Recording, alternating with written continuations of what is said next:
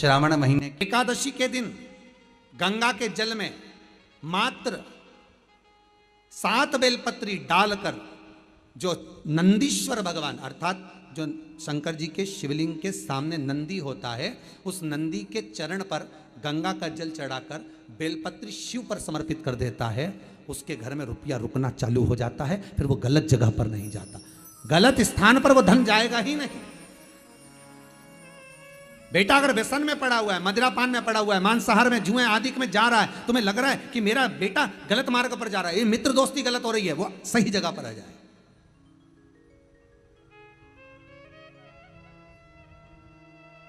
करना है एकादशी। कई लोग इसको धन के लिए भी करते हैं, संपदा के लिए। संपदा के लिए अर्थात जिसका व्यापार नहीं चलता, जिसके घर में पैसा नहीं आता, या नौकरी नहीं लग रही, या सर्विस नहीं लग रही, आप अप्लाई कर रहे हो, जगह जगह जाकर इंटरव्यू भी दे रहे हो और पैसा नहीं आता, तो उसके लिए भी प्रयास किया जाता है। पर उसके लिए यहाँ पर जो धन के लिए करते हैं, उसके लिए विष्णुपदी के लिए करते हैं। मतलब जैसे गंगा के जल में तुलसी के 11 पत्ते डाले जाते हैं। कितने पत्ते डालते हैं? 11 तुलसी के पत्ते डालते हैं, और उसको किसी भी नारायण के मंदिर में, राम कृष्ण शिव शंकर नहीं, राम कृष्ण भगवान विष्णु दत्त आदि जितने नारायण के मंदिर हैं, उस मंदिर में किसी भी पात्र में, एक छोटे से पात्र में उसको भरकर रखी आते हैं महाराज। उससे भी जॉब सर्विस नौकरी में सफलता प्राप्त हो जाती है, परंतु वो भी एकादशी को ही होता है। कुछ देर तक पात्र को रखा जाता है, फिर वही पात्र का जल किसी भी वृक्ष के नीचे डाल दिया जाता है, उससे भी नौकरी के लिए फायदा मिलता है। गंगा का जल कोई साधारण नहीं। भागीरथ बाबा तब साधना में लगे तो उनका हृदय चित्त वृत्ति मन बाबा में लगे। देवराज ने मन लगाया नहीं, और नहीं लगाया, इसके बाद भी बाबा की करुणा देखी कितनी हुई कि मरा, प्राण छूटे तो शिवधाम मिल गया। और उसके बाद भी बाबा की कितनी कृपा कि शिवधाम में भी जाने के बाद भगवान शंकर की सेवा में तल्लीन। शिव महापुराण की कथा कहती है, एक बिंदुक नाम का ब्राह्मण था जिसकी धर्मपत्नी का नाम चंचुला देवी था। चंचुला की सबसे बड़ी गलती एक थी, पति अगर कमा कर ला रहा है तो पत्नी का फर्ज है कि पूछे ये धन कहां से ला रहे हो, ये पैसा कहां से ला रहे हो, और लेकर आए हो तो इसको सत्कर्म में लगाओ। थोड़ा सा पैसा 5 रुपये अगर पति कमा के ला रहे तो उसमें से 1 रुपया निकाल लो, 54 निकाल लो, पर 54 भी कहीं सत्कर्म में, कहीं दान में, कहीं पुण्य में, कहीं हो रहा हो, कहीं सत्कर्म, उस जगह पर लगाने का प्रयास करिए। 54 निकाल, कमाई का एक भाग थोड़ा सा धर्मपत्नी का फर्ज। धर्मपत्नी कहते क्यों है? क्योंकि वो धर्म के पथ पर लेकर चले, वो धर्मपत्नी।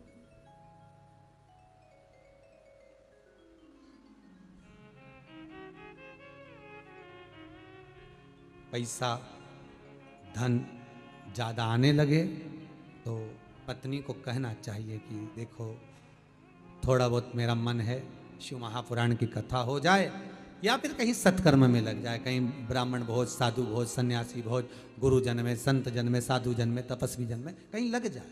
ये धर्मपत्नी, जहां धर्म जुड़ा हुआ हो वो धर्म। महाराज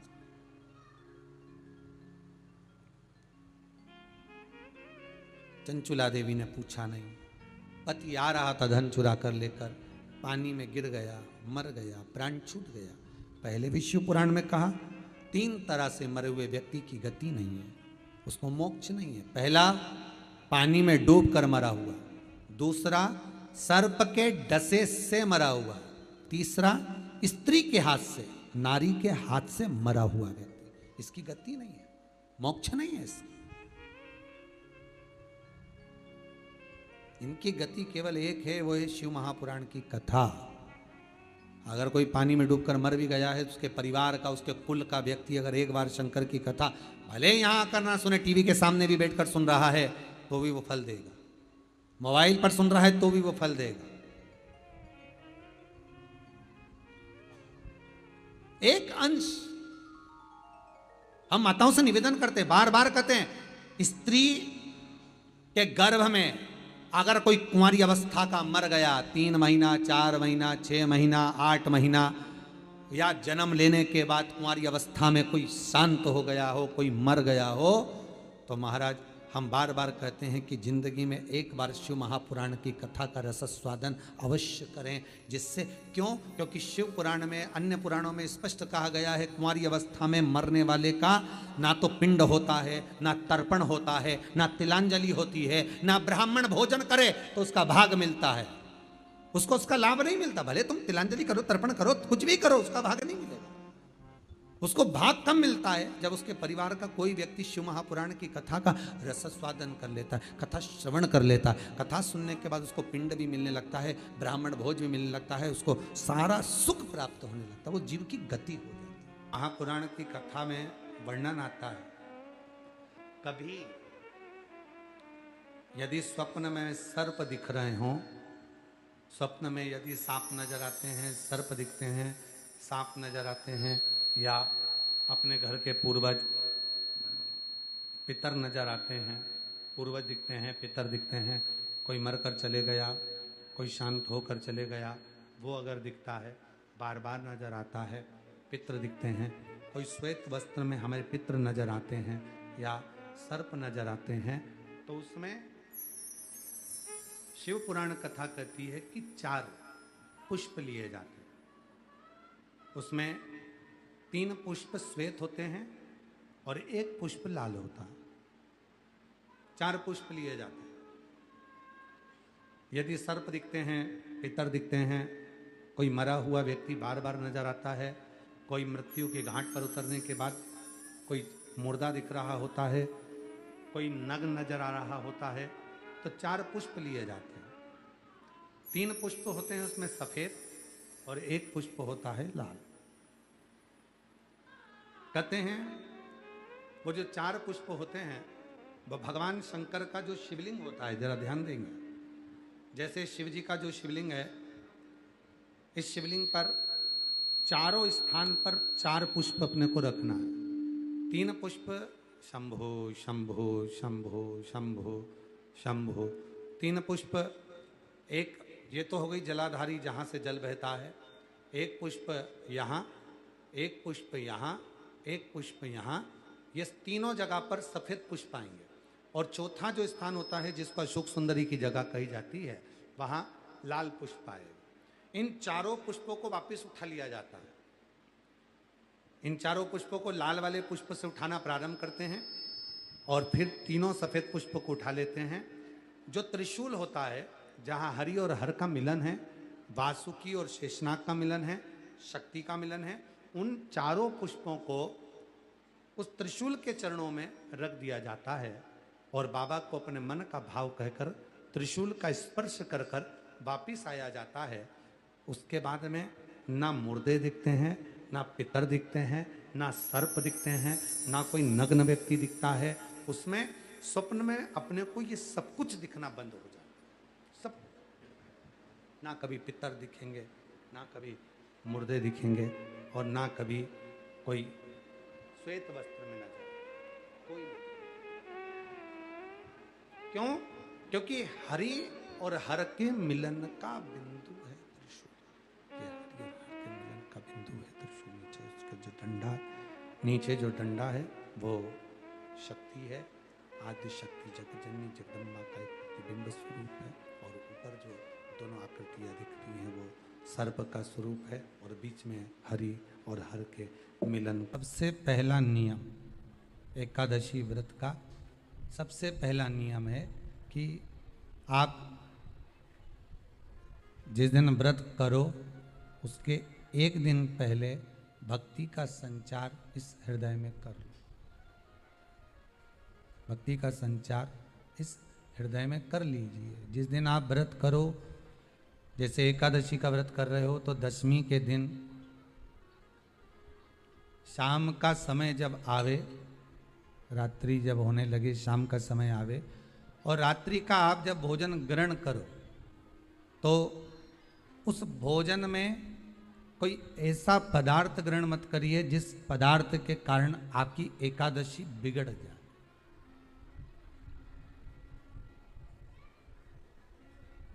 कोई बेकार भोजन हमें ग्रहण नहीं करना। श्रेष्ठ भोजन ग्रहण करिए दशमी के दिन। और एकादशी का दूसरा नियम बहुत ध्यान से सुनिएगा। जिस दिन आपकी एकादशी का व्रत हो उस दिन प्रयास करिएगा कि अपने हाथ से किसी भी वृक्ष की कोई पत्ती टूटे ना। अपने हाथ से किसी भी वृक्ष की, पौधे की, किसी भी वृक्ष की पत्ती अपने हाथ से ना टूटे। बहुत ध्यान दीजिएगा महाराज। एकादशी का ये दूसरा नियम है कि अपने हाथ से किसी पौधे की, किसी वृक्ष की, किसी डाली की कोई पत्ती टूटे ना, कोई पत्ती ना टूटे, इसका प्रयास करिए।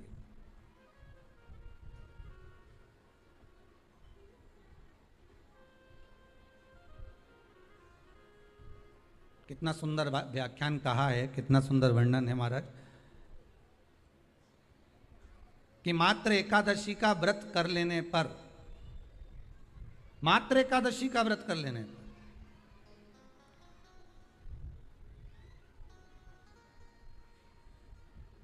जो पूर्व में किया गया हमारा पाप कर्म है, हमने किसी जीव की हत्या करी है, हमने किसी को कष्ट प्रदान करा है, हमने किसी को अपशब्द कहा है, हमने किसी को ताने दिए, हमने किसी को आड़ा टेढ़ा कहा है, हमने किसी को गालियां दे दी है, मात्र एकादशी का व्रत ही कर लेने पर ये सारे जो दोष हैं वो समाप्त हो जाते हैं।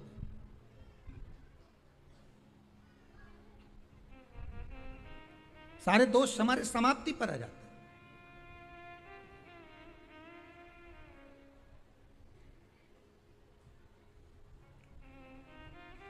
अब एक विचार करिएगा थोड़ा सा अपने मन में, अपने चित्त में, अपनी वृत्ति में एक बात उतारिएगा। एक अपने मन में एक बात को उतार कर रखिएगा कि आप अपने पाप को, अपने पाप कर्म को जिस दिन छिन्न करने वाले हो, समाप्त करने वाले हो, अपने पाप को आप जिस दिन समाप्ति पर लेकर जा रहे हो, तो उसके एक दिन पहले आपको प्रसन्नता होना चाहिए कि नहीं होना चाहिए कि कल मेरा पाप कटने वाला है, कल मेरा पाप समाप्त होने वाला है।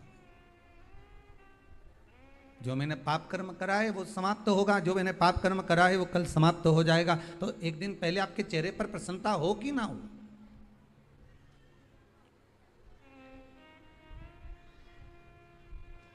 और चेहरे पर वो प्रसन्नता आपके आना चाहिए कि कल मेरा एकादशी का व्रत है, आज दशमी है, कल एकादशी का व्रत है, तो कल मेरी जब एकादशी का व्रत रहेगा तो मेरा ना जाने कितना कितना पाप, कितना असत्य, कितना कितना झूठ, कितना कितना प्रपंच वो समाप्त हो जाएगा। इसमें मुझे प्रसन्नता हो, इसमें मुझे आनंदता हो।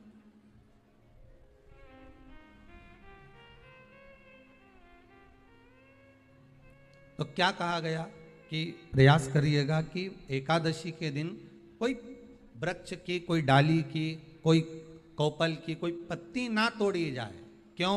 तो कहा अगर उस पत्ती को हम तोड़ देते हैं, वृक्ष की पत्ती को या क्यारे में लगी हुई कोई डाली की पत्ती को हम तोड़ देते हैं तो एकादशी का पुण्य फल प्राप्त नहीं होता, एकादशी का कोई फल हमारे खाते में नहीं जाता, पुण्य फल प्राप्त। अब फिर भले तुम चाहे तुमने मोरधन खाया हो, चाहे तुमने फिर चिप्स खाई हो, चाहे तुमने फिर व्रत का कितना ही सामान खा गए हो और तुमने सोचा कि आज मेरी एकादशी है, तो फिर उसका कोई फल प्राप्त नहीं है, उसका कोई सुख। एकादशी कौन है? कहां से प्रगटी है? माया? नहीं, एकादशी है कौन? क्यों इसकी इतनी प्रधानता है? क्यों इसकी पुण्यता है? ऐसा क्या है एकादशी में जो इसकी पुण्यता मानी जाए? कौन है ये जो भगवान नारायण तक एकादशी का व्रत करते हैं? सुभद्रा जी को भगवान जगन्नाथ ने, जगदीश ने एकादशी का व्रत कराया था। बद्रीनारायण भगवान को माता लक्ष्मी ने एकादशी का व्रत कराया था। क्यों?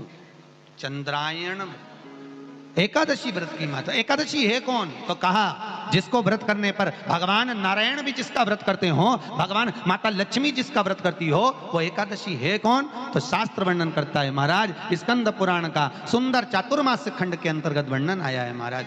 एक बार भगवान विष्णु आनंद में विराजमान थे, पद्मावती और माता लक्ष्मी दोनों उनके पास में विराजी हुई थी महाराज, दोनों बैठी हुई। भगवान लक्ष्मी और पद्मावती दोनों बेटी, एक सिर के पास, एक चरण के पास।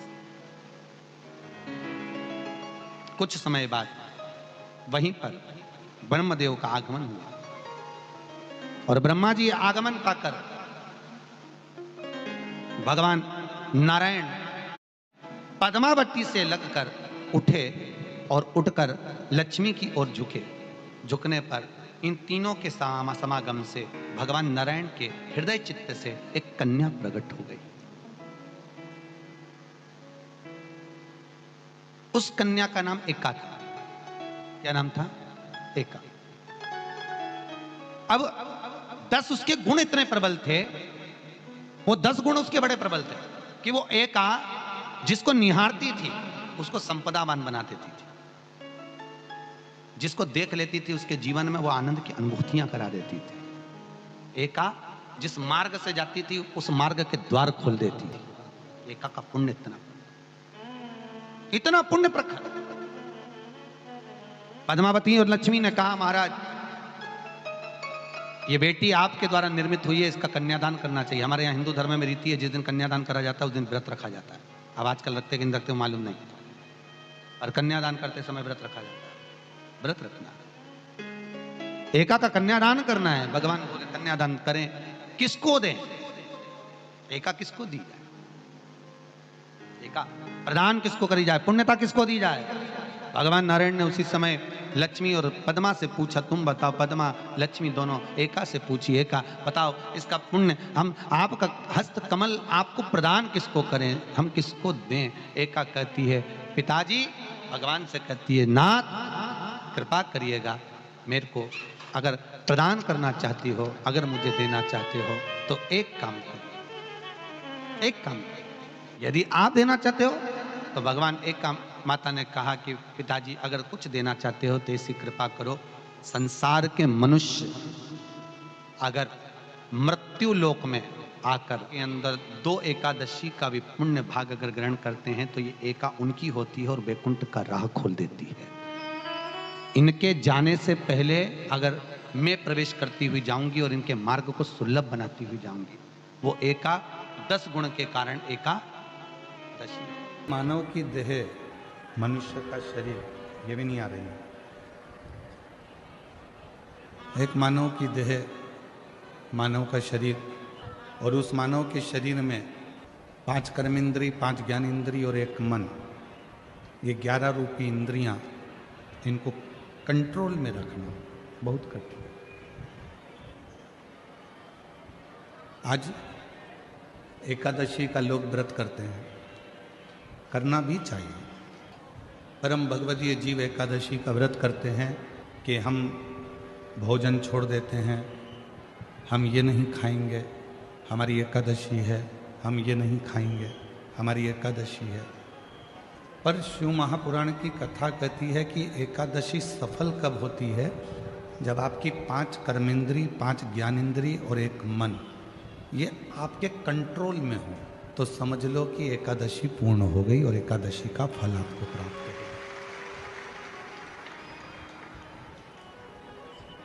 अब हमारी इंद्रियां हमारे कंट्रोल में नहीं है। नेत्र गलत देख रहे हैं,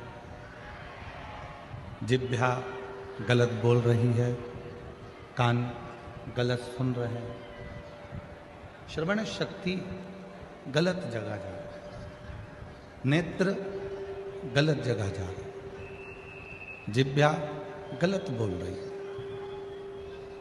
जब ये हमारी इंद्रियां हमारे कंट्रोल में नहीं होंगी, जब ये हमारी इंद्रियां हमारे संयम में नहीं होंगी, तो हम कितना भी व्रत कर लें, हम कितना भी उपवास कर लें, हम चाहे कितने भी भूखे रह लें, तो भी उस व्रत का फल नहीं मिलेगा।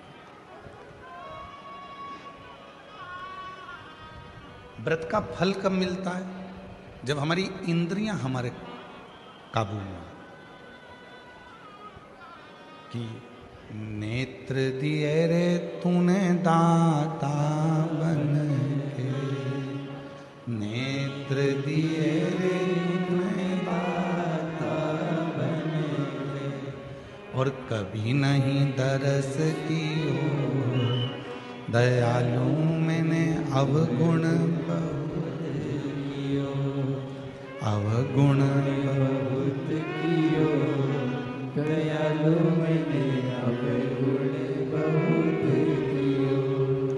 और मुख तो दिया रे तूने दाता, मुख तो दिया रे तूने दाता,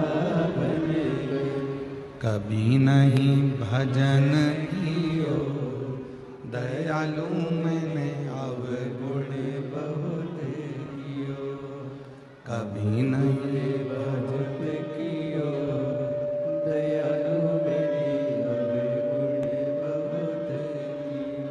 अवगुण बहुत कियो, दयालु मैंने अवगुण बहुत कियो।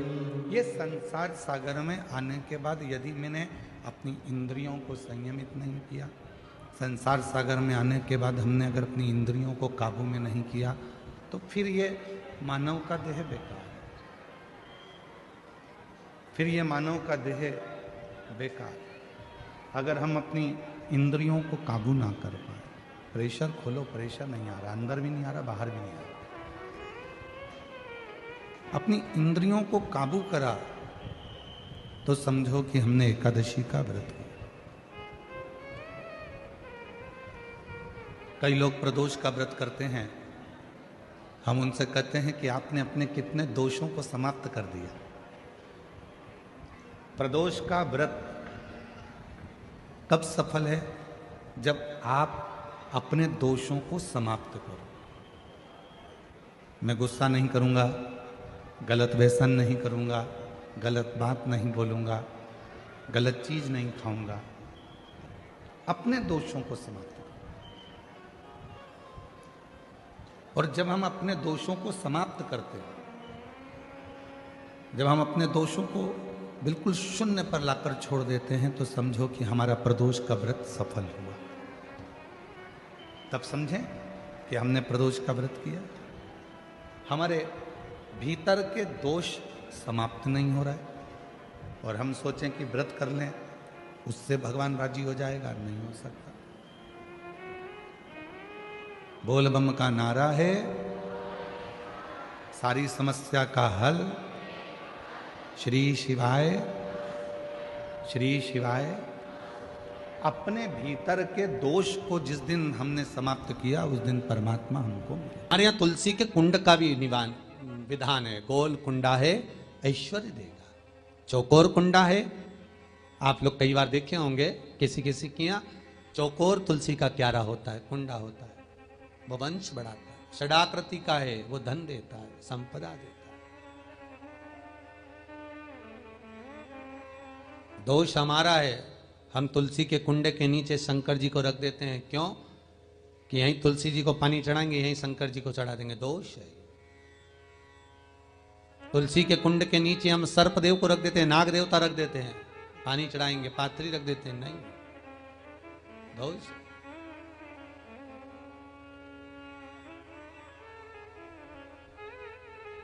उसका दोष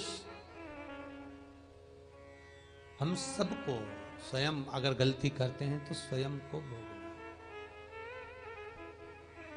कैसा कुंड हो, 7 तरह के कुंडों का व्याख्यान तुलसी के रूप में कहा गया है महाराज। पहला गोल, दूसरा चौकोर, तीसरा षडाकृति, चौथा त्रिवेणी, 3 कोने वाला कुंडा। शास्त्र कहता है जिसके मार्ग घर में टुकड़े हो रहे हो, घर विभाजन की ओर हो रहा हो, तो 3 कोण का कुंडा घर में रखकर पूजा करने पर परिवार एक हो जाता है। 5वां, गार्डन में बिना कुंडे का, बिना कुंड का जो तुलसी का पौधा रोपित होता है, बिना कुंड के एक बगीचा जैसा बो दिया जाता है, तुलसी तुलसी उत्पन्न हो जाती है। महाराज वहां पर संपदा तो रहती है पर चिंता बहुत रहती है, टेंशन बहुत रहता है। क्यों? घर के दरवाजे के बाहर इतनी सारी बगीचे में तुलसा कर दी। कोई निकल कर जा रहा था, उसने थूक दिया। कोई निकल कर जा रहा था, उसने पानी डाल दिया। कोई श्वान ने, कुत्ते ने, किसी ने, बिल्ली ने गंदगी कर दी, उसका दोष आपको लगेगा। इसलिए कुंड के अंदर तुलसा का, तो वो धन तो देगा। जो तुमने बगीचे में तुलसा लगाई है, गार्डन तुलसा का करा, वो धन तो देगा, संपदा भी देगा, पर चिंता को बढ़ा देगा। 5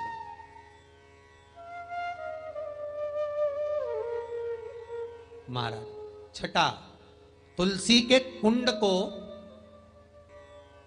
3 धार पर लटका कर रखना। कई जगह पर आपने देखा होगा तुलसी का जो कुंडा होता है उसको 3 जो तार होते हैं, 3 जो चेन होती है, उस पे लटकाया जाता है। महाराज, विष्णु पुराण उसका भी व्याख्यान करती है। महाराज, वहां व्यक्ति के कार्य उन्नति की सीढ़ी की ओर बढ़ जाते हैं। जैसे भोजन की थाली लग गई, भोजन तैयार हो गया, बस खाने बैठे हो और थाली खसक गई, समझ लेना कि तुलसी को अधर पर लटका कर रखा है। इसलिए कार्य तो हो रहे हैं, बनने वाले हैं, 4 दिन बाद ये काम होने वाला है, 8 दिन बाद ये काम होने वाला है, लग रहा है कि इसमें इतना फल मिलेगा, लग रहा है इस व्यापार को करेंगे तो इतना फायदा हो जाएगा, सब कुछ करा, लाखों रुपए लगा भी दिए, थाली मालूम पड़े खसक गई, अधर लटका है तुलसी। 7 क्रम है तुलसी के, ये छठा क्रम बताया। तुलसी का 7वां क्रम,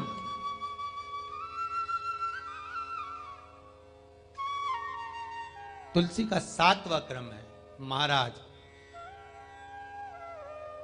तुलसी का कुंडा जैसा घर के आंगन में है, तुलसी का कुंड जैसे घर के आंगन में विराज रहा है, ऐसा ही छोटा सा कुंड भगवान के लिए रोपित करें।